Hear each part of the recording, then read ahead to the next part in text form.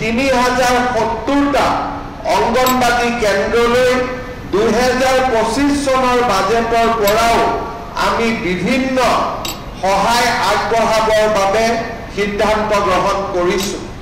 আজি আমাৰ ইয়াত 3070টা অঙ্গনবাদী কেন্দ্ৰৰ সহায়িকা আৰু আমাৰ কৰ্মী বাইদেউসকল উপস্থিত আছে।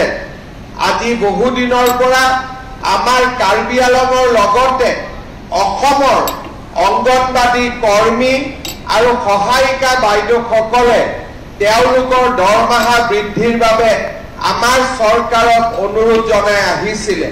মই আপোনালোকক ক'ব খুজিছো যে অহা 1 অক্টোবৰৰ পৰা আমি আপোনালোকৰ দৰমহাও বৃদ্ধি কৰিম আৰু লগতে আপোনালোকক এটা এককালীন সাহায্যও আমি আগবঢ়াম।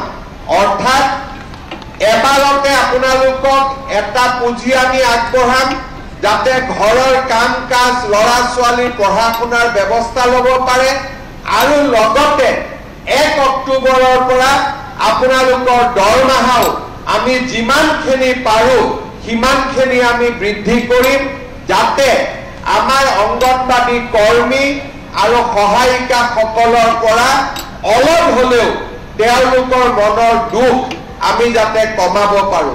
ভাল হ'বনে বেয়া হ'ব দৰমহাটো বঢ়াই দিলে? ভাল বেয়া হ'ব নেকি? পিছফালে একো কোৱাই নাই। ভাল হ'বনে বেয়া হ'ব? ভাল হ'ব। তাৰ পিছত আৰু আন্দোলন কৰিব নালাগিব। হা, ঠিক হ'ব নহয়? হ'বনে নাই? কোনে কোনে দিছপুৰত গৈছিল আন্দোলন কৰিবৰ কাৰণে? হাত দাঙকচোন। এতিয়া কোনেও যোৱা নাই, ইয়াত কোনেও হাত নাদাঙে। বাইদেউ গৈছিলে? কেইদিন গৈছিলে? কেইদিন আন্দোলন কৰিব কেইদিন গৈছিলে?